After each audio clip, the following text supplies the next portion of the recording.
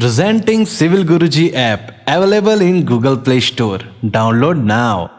Hello engineers, मैं engineer and corporate trainer Syed Mohammad Talha एक बार फिर से आप सभी का स्वागत करता हूं आपके अपने पसंदीदा यूट्यूब चैनल सिविल गुरुजी में, जहां पे हम बात करते हैं सिविल इंजीनियर्स के बारे में।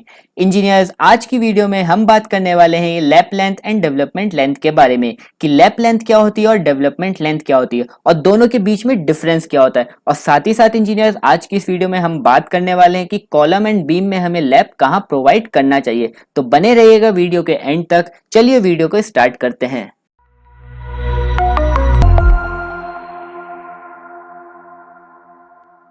तो सबसे पहले इंजीनियर्स बात करते हैं कि हमारी लैप लेंथ होती क्या है। तो अगर डेफिनेशन की बात करें इंजीनियर्स, तो ओवरलैपिंग लेंथ और lap length is provided for maintain the continuity of bars in order to safely transfer the stress from one bar to another bar. Lap length engineers क्या होती है, या ये कहें कि उसका दूसरा नाम क्या होता है, हमारा ओवरलैपिंग लेंथ। ये हम इसलिए प्रोवाइड करते हैं इंजीनियर्स, जो हमारी बार्स की कंटिन्यूटी होती है उसको मेंटेन करने के लिए, और जो हमारा स्ट्रेस या ये कहें जो लोड आ रहा है वो सेफली ट्रांसफर हो जाए हमारी एक बार से दूसरी बार में। अगर इंजीनियर्स मैं आपको एक एग्जांपल से समझाऊं, तो जो हमारी बार होती है वो 12 मीटर की होती है। तो अगर हमें उसके बाद भी कंस्ट्रक्शन करना है 12 मीटर के बाद भी, तो हमें कंटिन्यूटी को मेंटेन करना पड़ेगा अपनी बार्स में। तो उस बार्स की कंटिन्यूटी को मेंटेन करने के लिए हमें उस बार में लैप प्रोवाइड करने की जरूरत पड़ती है। तो इसीलिए उस पॉइंट पर जाकर इंजीनियर्स हमें लैप प्रोवाइड करने की जरूरत पड़ जाती है। इसीलिए हमारी जो बार्स होती हैं उसको हमें लैप करने की जरूरत पड़ती है, और उसी को हम लैप लेंथ कहते हैं। अब ये इंजीनियर्स कितनी होनी चाहिए एज पर IS कोड 456-2000। जो हमारी ओवरलैपिंग लेंथ होती है वो हमारी 75 mm से कम नहीं होनी चाहिए, और जो हम जनरली लेके चलते हैं वो हमारी 24D to 50D हम कंसिडर करके चलते हैं, जहां पे D होता है इंजीनियर्स हमारा diameter of bar. Lap length आपकी जो होती है स्ट्रक्चरल ड्राइंग में आपको पहले से ही गिवन होगी कि आपको लैप लेंथ कितनी लेके चलनी है। इन केस आपको नहीं गिवन है तो आप 50D लेके चलेंगे। अब इंजीनियर्स बात करते हैं कि हमें कॉलम में कहाँ पे लैप प्रोवाइड करने की जरूरत पड़ती है, कि हमें कहाँ पे कॉलम में जनरली लैप देना चाहिए। तो उसके लिए lapping should be provided at the centre of column because bending moment at mid point is zero, so try to lap at mid point. जो हमें कॉलम में लैपिंग प्रोवाइड करनी चाहिए इंजीनियर्स, वो हमें सेंटर में प्रोवाइड करनी चाहिए कॉलम पे, क्योंकि वहां पे जो बेंडिंग मोमेंट की वैल्यू होती है इंजीनियर सेंटर पर वो होती है हमारी जीरो। इसलिए हमें कोशिश करनी चाहिए कि हम जब कॉलम में लैपिंग प्रोवाइड करें तो वो कहाँ पे आए, हमारी लैपिंग सेंटर पर। उसके बाद इंजीनियर्स मिड पॉइंट पर हमें कैसे लैप प्रोवाइड करना है अपने कॉलम में, वो हमें सेकंड पॉइंट में बताया गया है। Lapping of bars should be provided alternately. Lap should not be given eight same point because buckling में ओकर। मतलब कि इंजीनियर्स जो हमें कॉलम में लैप प्रोवाइड करना है वो हमें ऑल्टरनेटली प्रोवाइड करना है। ऑल्टरनेटली का यहाँ से मतलब इंजीनियर्स ये है कि जो हमारी पहली बार पे लैप आएगा हमारे कॉलम पे सेंटर पर, उसके बाद जस्ट जो उसकी नेक्स्ट वाली बार होगी उस पे जो लैप आएगा वो हमारा 1 मीटर ऊपर या 1 मीटर नीचे होना चाहिए। इसी को हम ऑल्टरनेटली लैपिंग कहते हैं। सेम पॉइंट पर अगर हमने इंजीनियर्स लैप प्रोवाइड कर दिया अपने कॉलम में, तो उसकी वजह से कॉलम में बकलिंग ऑकर हो जाएगी। मतलब कि इंजीनियर्स क्या होगा, अगर हमारी एक लैप फेल होती है तो उसकी वजह से हमारी सारे लैप फेल होने के चांसेस बढ़ जाएंगे, जिसकी वजह से हमसे ये कहा गया है कि हमें जो लैप प्रोवाइड करना है वो ऑल्टरनेट पैटर्न में प्रोवाइड करना है।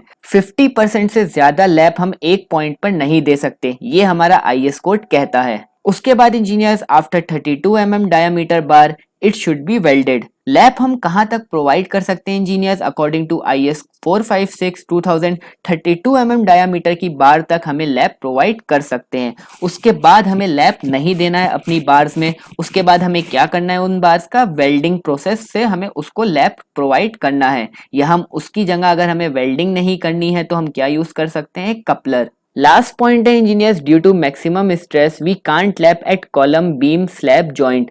Lapping should not be given at L/4 distance from top and bottom of the support. ये पॉइंट बहुत इंपॉर्टेंट है इंजीनियर। सबसे पहले क्या कहा है हमसे, ड्यू टू मैक्सिमम स्ट्रेस, ज्यादा स्ट्रेस की वजह से हम लैप कहाँ नहीं प्रोवाइड करना चाहिए, column beam and slab joint के जंक्शंस पर, जहां पर हमारी स्लैब मिल रही है आके बीम मिल रही है और कॉलम भी मिल रहा है, उस जंक्शन पर हमें ध्यान रखना है कि वहां पे हम कॉलम में लैप ना ही प्रोवाइड करें, क्योंकि जो लेटरल फोर्स आएंगी इंजीनियर्स उसकी वजह से वहां से फेल होने के चांसेस सबसे ज्यादा होते हैं। इसी वजह से हम कोशिश करते हैं कि हमारे उन जंक्शन कॉलम्स पर लैपिंग ना हो। उसके बाद क्या कह रहा है engineers, lapping should not be given at L/4 distance from top and bottom of the support. जो हमारे सपोर्ट्स होंगे इंजीनियर्स उसके हमें कितना डिस्टेंस छोड़ना है, बॉटम से अगर बात करें तो L/4 डिस्टेंस छोड़ना है और टॉप से बात करें तो L/4 डिस्टेंस छोड़ना है।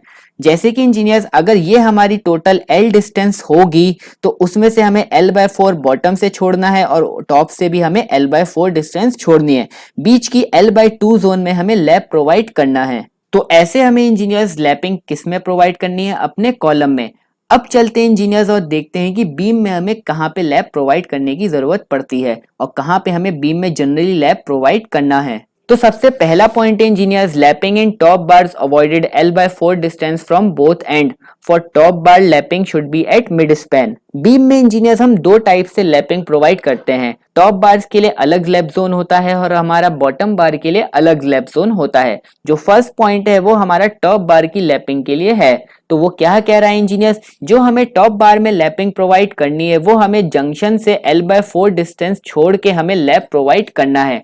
जंक्शन से इंजीनियर्स हम क्यों छोड़ रहे हैं L/4 डिस्टेंस, ये आप समझिएगा। जंक्शंस पर हमारे टॉप में नेगेटिव बेंडिंग मोमेंट क्रिएट होता है जिसकी वजह से वहां से फेलियर होने के चांसेस ज्यादा हो जाते हैं अगर हम वहां पे लैप प्रोवाइड कर देंगे।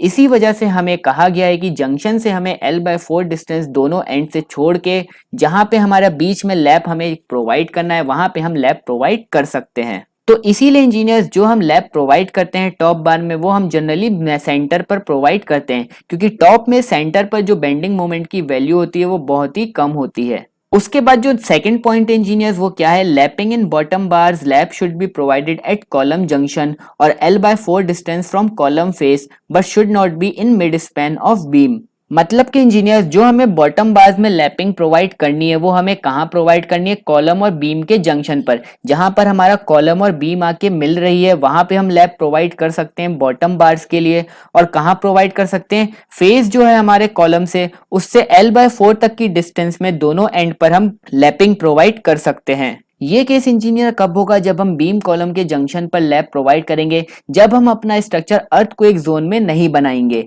लेकिन इंजीनियर्स जैसे ही अगर हम अपना स्ट्रक्चर अर्थक्वेक जोन में बनाएंगे तो हम कोशिश करेंगे कि हम बीम कॉलम के जंक्शन पर लैप प्रोवाइड ना करें। ये हमारा IS कोड 13920 कहता है कि हमें जंक्शन पर लैप प्रोवाइड नहीं करना है जब भी हम अपना RCC स्ट्रक्चर बनाएं अपने अर्थक्वेक जोन में। तो इंजीनियर्स ये बात आप ध्यान रखिएगा कि कभी आप अपना स्ट्रक्चर अर्थक्वेक जोन में बनाएंगे तो वहां पे आपको जो बॉटम बार में बीम की लैप प्रोवाइड करने की अगर जरूरत पड़े तो आप जंक्शन पर लैप प्रोवाइड नहीं करेंगे।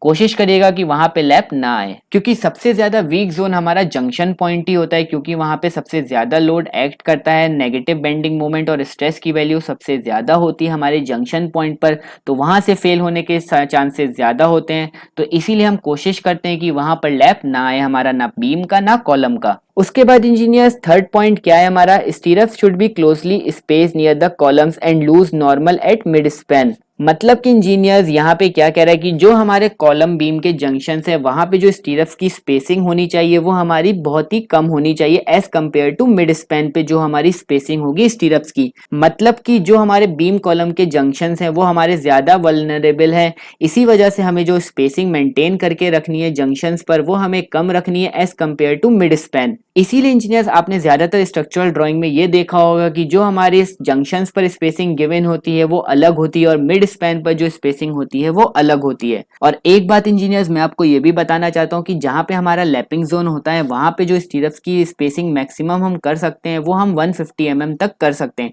इससे ज्यादा स्पेसिंग हम उस जंक्शन पर नहीं दे सकते जहां पर लैप हो रहा हो हमारे बार्स में। ये हमारा IS कोड 13920 कहता है। उसके बाद लास्ट पॉइंट है engineers, lapping of bars should be alternately provided. यहाँ पे भी जैसे हम कॉलम में ऑल्टरनेट लैप प्रोवाइड कर रहे थे इंजीनियर्स, बीम के केस में भी हम लैप जो देंगे वो ऑल्टरनेट ही देंगे। ऑल्टरनेट लैप इसलिए प्रोवाइड करने की जरूरत पड़ती है इंजीनियर्स, जैसे कि पहले बताया कि अगर हमारी एक बार फेल होगी या एक लैप जो फेल होगा तो उसी की वजह से हमारे बाकी लैप्स फेल नहीं होंगे अगर हम ऑल्टरनेट लैप प्रोवाइड करेंगे। तो इंजीनियर्स अभी तक हमने सीखा कि लैप लेंथ होती क्या है, कितनी हमें लैप लेंथ कंसीडर करके चलनी होती है, मिनिमम कितनी होती है और मैक्सिमम कितनी होती है, कॉलम एंड बीम में हमें कहाँ पर लैप देना चाहिए, ये आपने अभी तक जाना। अब चलते हैं इंजीनियर्स डेवलपमेंट लेंथ की तरफ कि डेवलपमेंट लेंथ क्या होती है हमारी और उसका फंक्शन क्या होता है। डेवलपमेंट लेंथ की अगर इंजीनियर्स डेफिनेशन की बात करें तो development length is provided to transfer the load from one building component to other. मतलब कि इंजीनियर्स डेवलपमेंट लेंथ हमें देने की क्यों जरूरत पड़ती है, जो हमारे एक आरसीसी मेंबर पर जो लोड आ रहा है वो सेफली ट्रांसफर हो जाए हमारे दूसरे आरसीसी मेंबर में। वो हमारा जो लोड ट्रांसफर होगा एक आरसीसी मेंबर से दूसरे आरसीसी मेंबर पे, वो हमारे किसकी मदद से होगा, डेवलपमेंट लेंथ की मदद से। इसीलिए इंजीनियर्स हमें डेवलपमेंट लेंथ देने की जरूरत पड़ती है। जो हमारे स्लैब पर लोड आ रहा है वो हमारा सेफली ट्रांसफर हो जाए बीम में, और बीम का लोड जो आ रहा है वो हमारा ट्रांसफर हो जाए इस कॉलम में, और कॉलम का लोड ट्रांसफर हो जाए हमारे फुटिंग में, और फुटिंग ट्रांसफर कर दे ग्राउंड सरफेस में। इसी वजह से हमें हर एक आरसीसी मेंबर में डेवलपमेंट लेंथ देने की जरूरत पड़ती है। Development length is also known as anchorage length. Development length को इंजीनियर्स हम एनकरेज लेंथ के नाम से भी जानते हैं, और इसको डिनोटेड किससे करते हैं इंजीनियर्स, हम एलडी से। As per IS code 456-2000 development length can be calculated as given above. Generally we take 300 mm to 50 D where D is the diameter of bar. जैसे कि इंजीनियर्स जो फर्स्ट लाइन कह रही है नोट की, वो कह रही है एज पर IS कोड 456-2000 की हमें डेवलपमेंट लेंथ कैसे कैलकुलेट करनी है, उसके बारे में हम बाद में बात करेंगे। पहले जो जनरली जो हमें डेवलपमेंट लेंथ लेके चलनी होती है वो इंजीनियर्स 300 mm मिनिमम और मैक्सिमम 50 D हम डेवलपमेंट लेंथ लेके चलते हैं, और जहां पे D होता है हमारा डायामीटर ऑफ बार। और डिफरेंट डिफरेंट लोड फैक्टर्स की वजह से ये डेवलपमेंट लेंथ वेरी करती है हमारे आरसीसी ड्राइंग में। आपको गिवन होगी अलग से कि आपको डेवलपमेंट लेंथ कितनी प्रोवाइड करनी है हर एक मेंबर के लिए। तो अब इंजीनियर्स बात करते हैं एज पर IS कोड 456-2000 की हम डेवलपमेंट लेंथ को कैसे कैलकुलेट करेंगे।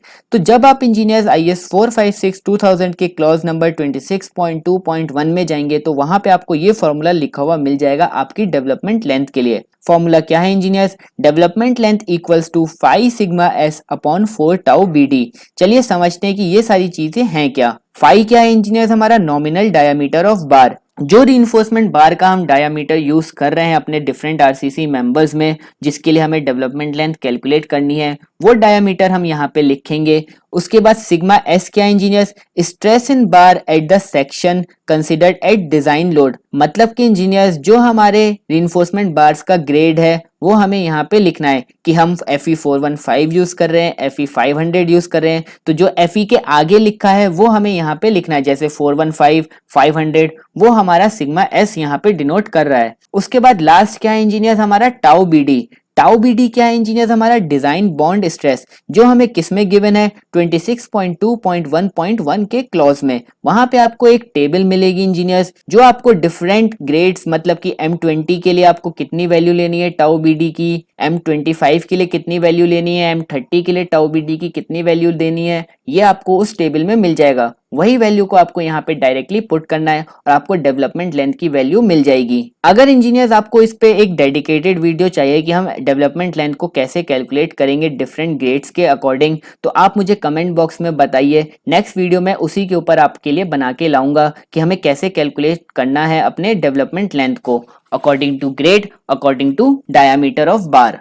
तो इंजीनियर्स एक बात और मैं आपको बताना चाहता हूं कि अगर आपसे कोई lap length and development length के बीच में डिफरेंस पूछे तो आप क्या उसे आंसर करेंगे। तो इसका इंजीनियर्स आपको आंसर क्या करना है कि जो हमारा लोड ट्रांसफर हो रहा है सेम आरसीसी मेंबर में, मतलब अगर हमारा कॉलम में लोड ट्रांसफर हो रहा है तो अगर हमें वहां पे लैप दिया है तो वो किसकी मदद से लोड ट्रांसफर हो रहा है, हमारा लैप लेंथ की मदद से। और इंजीनियर्स अगर हमारा लोड ट्रांसफर हो रहा है एक आरसीसी मेंबर से दूसरे आरसीसी मेंबर में, मतलब कि स्लैब का लोड ट्रांसफर हो रहा है हमारा बीम में और बीम का लोड ट्रांसफर हो रहा है कॉलम में, कॉलम का लोड ट्रांसफर हो रहा है फुटिंग में, तो वो किसकी मदद से हो रहा है, हमारा डेवलपमेंट लेंथ की मदद से। तो ये एक मेजर डिफरेंस होता है हमारा जनरली जो हम दे सकते हैं कहीं पर भी lap length and development length के बीच में। तो जैसे कि इंजीनियर्स आज आपने सीखा lap length and development length के बीच के डिफरेंस के बारे में कि लैप लेंथ क्या होती है हमारी और डेवलपमेंट लेंथ क्या होती है, कहां पर हमें इसको देने की जरूरत पड़ती है और दोनों के बीच में मेजर डिफरेंस क्या होता है। वीडियो पसंद आई हो इंजीनियर्स तो वीडियो को लाइक करिएगा, चैनल को अगर अभी तक सब्सक्राइब नहीं किया है तो चैनल को सब्सक्राइब करिएगा और नोटिफिकेशन बेल आइकन को तो जरूर प्रेस करिएगा, जिससे फ्यूचर में आने वाली वीडियोस आपको पता चल सके। तब तक के लिए engineers keep learning and keep sharing. जय हिंद, जय भारत।